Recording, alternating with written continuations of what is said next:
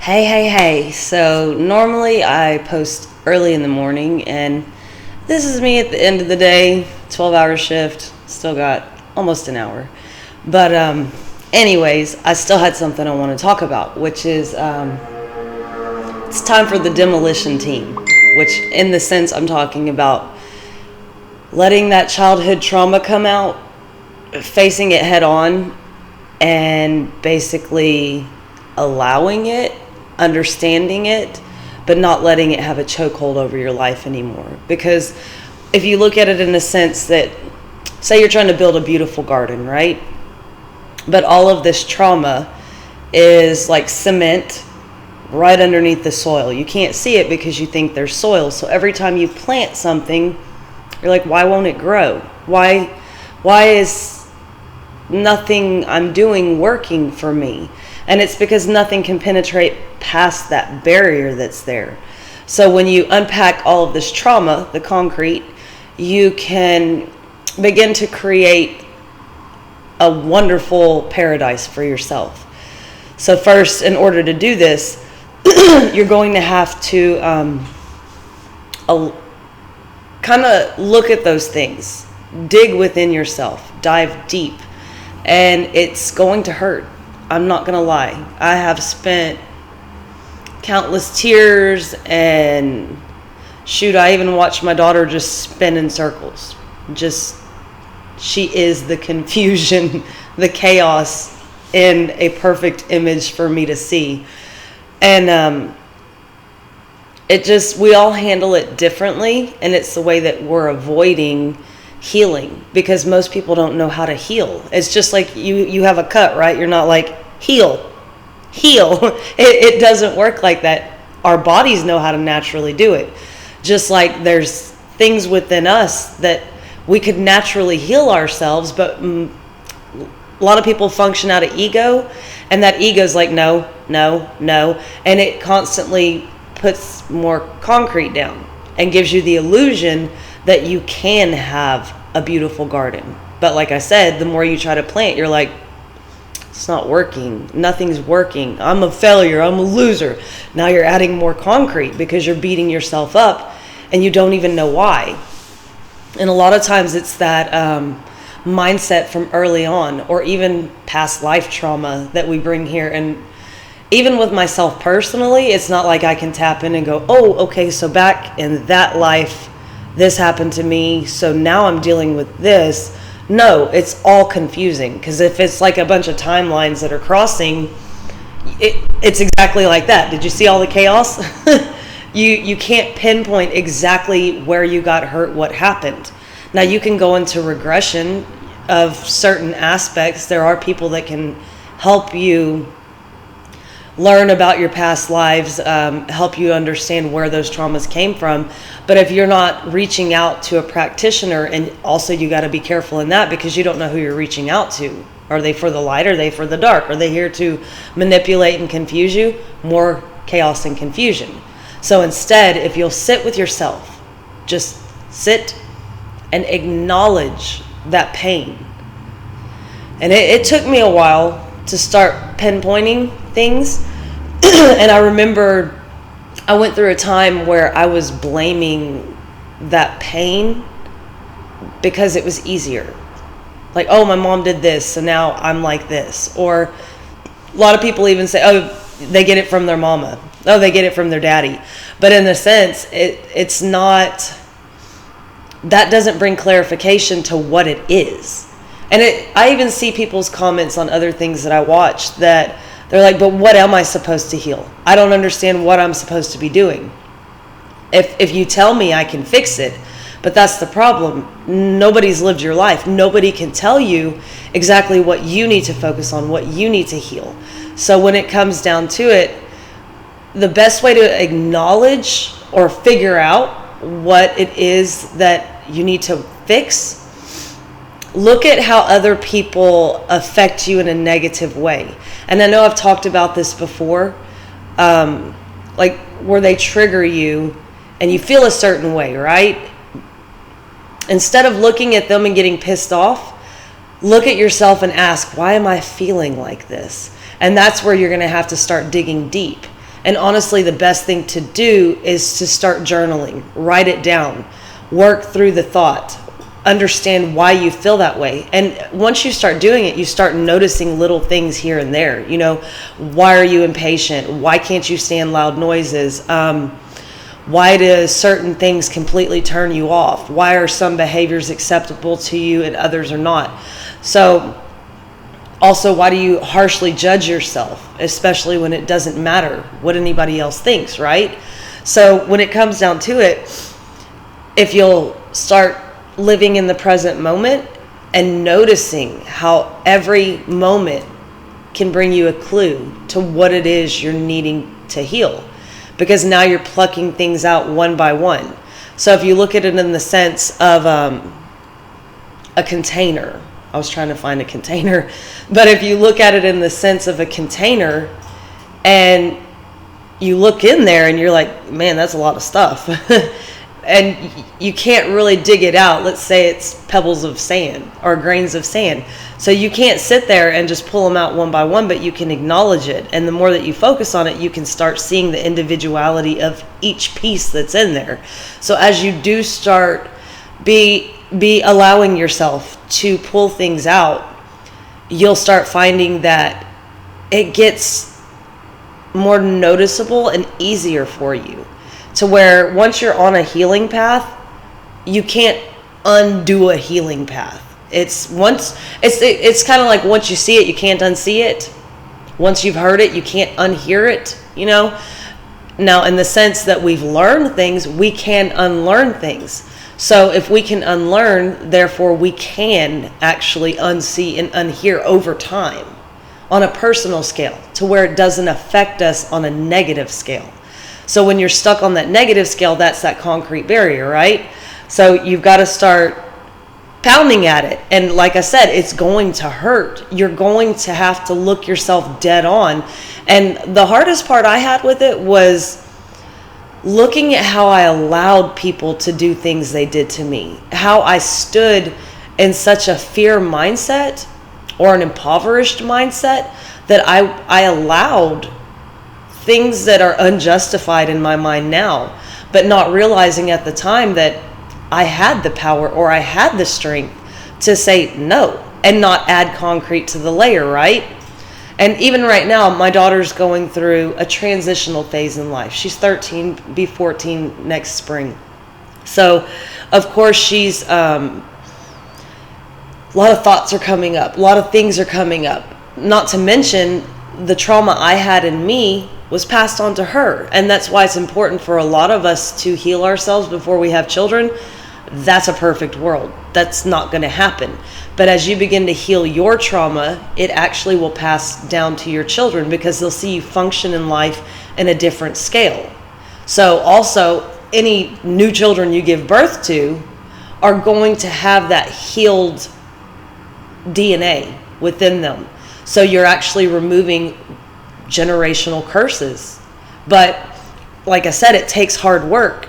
And it's like trying to get a raise at work, right? You have to show up, be the overachiever. You've got to have the best service, the biggest smile. You're always trying to be on top, right?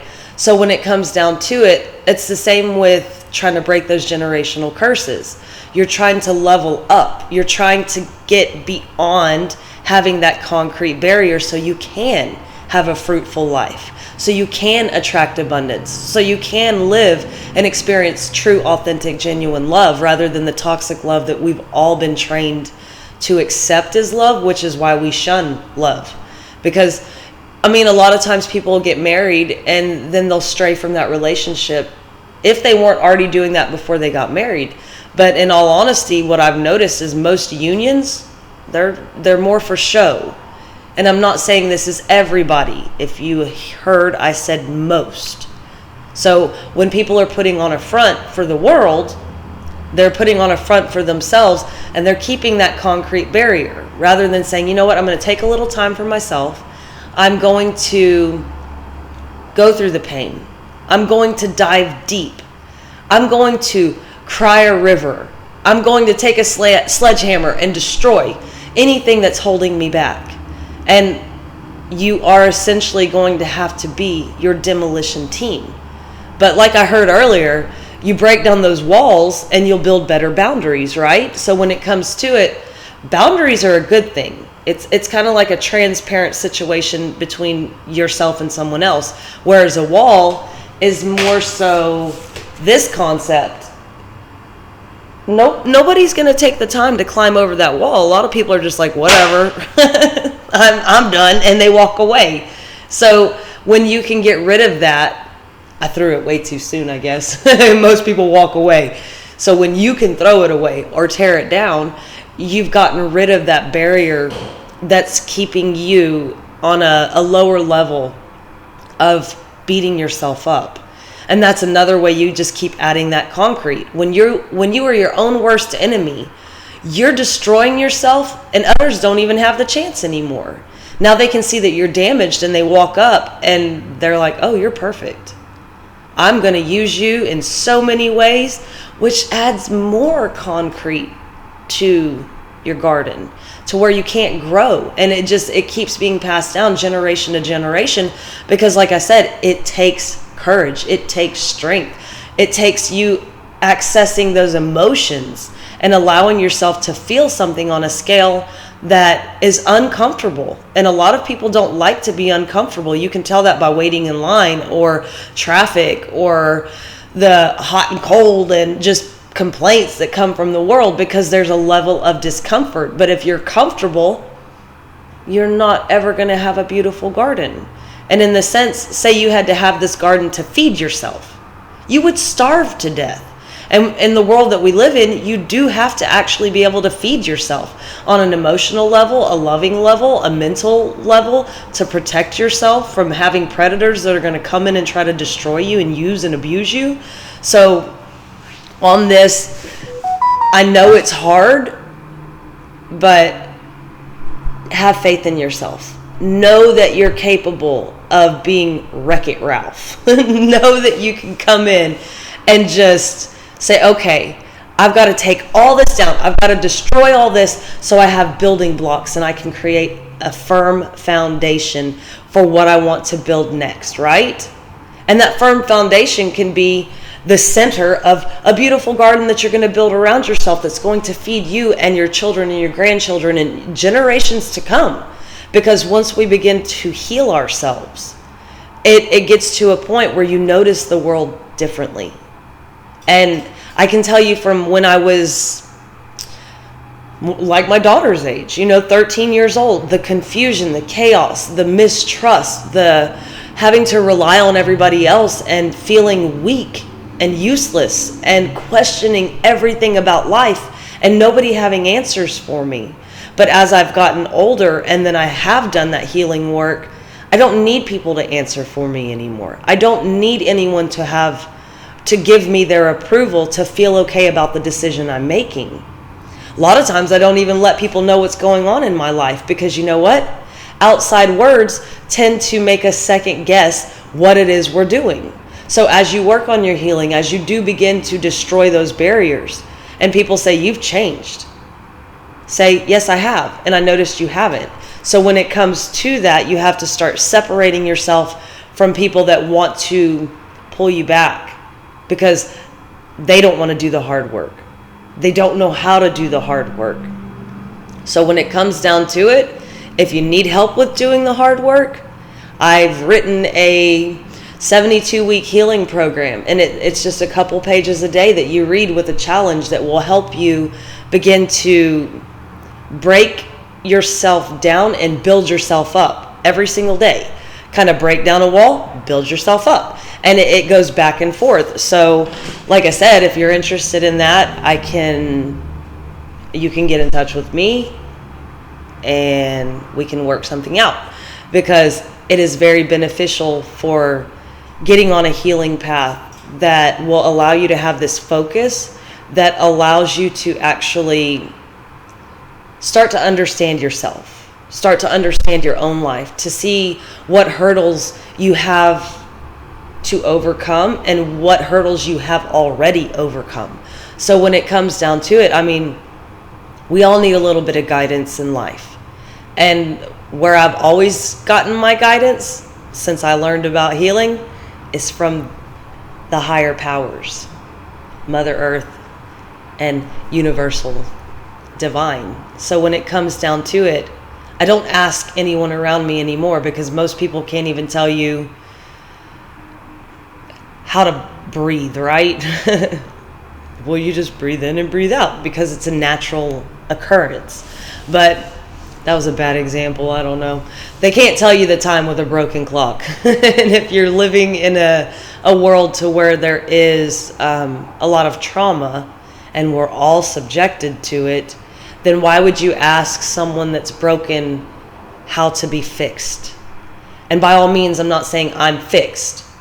We're all healing on a daily basis. Once you heal one aspect, you go to a new level. New levels, new devils, you know? And like I told my daughter last night, you got to get to know your demons by name. And you've got to stop letting them control you. You control them. And then you tell them, hey, I'm going to let you sit with me. That's fine. But I don't need you. I will acknowledge you because you're not going to go away. Whatever that pain is, right? Of whoever hurt me this way, or what I allowed that way, how I subjected myself to that, but no longer living in the concept of, oh my God, why did I do that? I'm so ashamed. I'm never going to look anybody in the eye again because I allowed that to happen to me. That's allowing yourself to be small. So instead, it's good to be big and it's good to be tall, no matter how big you are. I mean, I'm 5'1", so I'm small in this world. No matter. Still walk like a boss, talk like a boss, and carry myself knowing I'm in charge of my vessel and my garden. So, like I said, I have that 72-week healing program. If anyone's interested, reach out to me and we'll work something out. But that was pretty much the message I had for you. Be prepared. Put on your hard hat. Open up your heart and become that demolition team that you need. So for now, I'm going to let this go, and peace, love, and light. Talk to y'all later. Bye-bye.